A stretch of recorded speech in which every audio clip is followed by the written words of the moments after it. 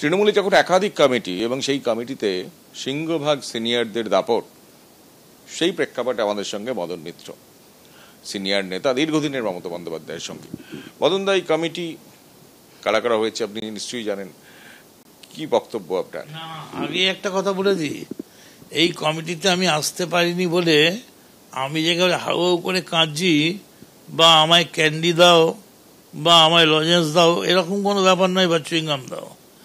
আমি বলছি আমার থেকে জুনিয়র যারা তারা এসেছে, আমার থেকে সিনিয়র যারা তারা এসেছে, আমার থেকে সমবয়সী যারা তারা এসেছে, একসঙ্গে কাজ করছি আমরা যারা তারা এসেছে, সবাই এসছে। একটা প্রশ্ন আসতে পারে যে আমি একবার কাস্টাডিতে গিয়েছিলাম, তো সেই কাস্টাডিতে গিয়েছিলাম তোমার 16 বছর আগে।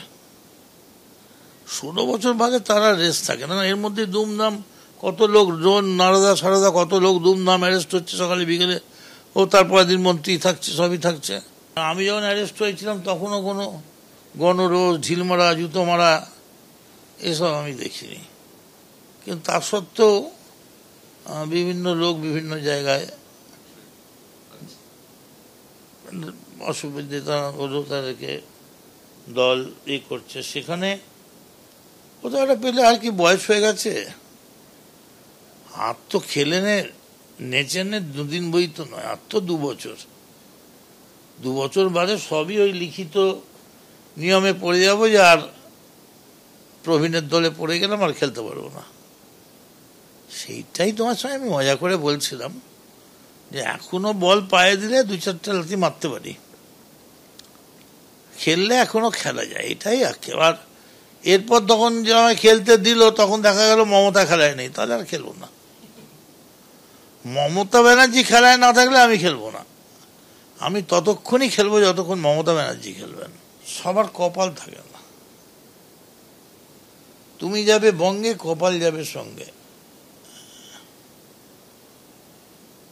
তা আমার কপালটা গোপালের মতো নয় আর কি। আপনার কি পারফরমেন্সের অভাব আছে বা আনুগত্যের অভাব আছে? সেসব তো আমি বুঝতে পারবো,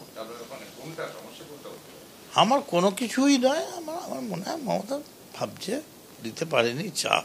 আমি তো ভেবেছিলাম আমি হয়তো অন্তত পার্টি অফিসটার বাগানটা কাটার বাগানে একটা পার্টি কর্মীর দায়িত্ব পাবো, পেলাম বোধ হয় যে একদল ভালো কর্মী বাঁচা হলো 20 জন, তার মধ্যে মদন মিত্র একজন, তো সেটাও তো পেলাম না আমি। কই, আমার তো কোনো নেই। মাঝে মাঝে একটা দুটো পল পায়ে পড়লে ভালো লাগে, খেলার মাঠের লোক তো।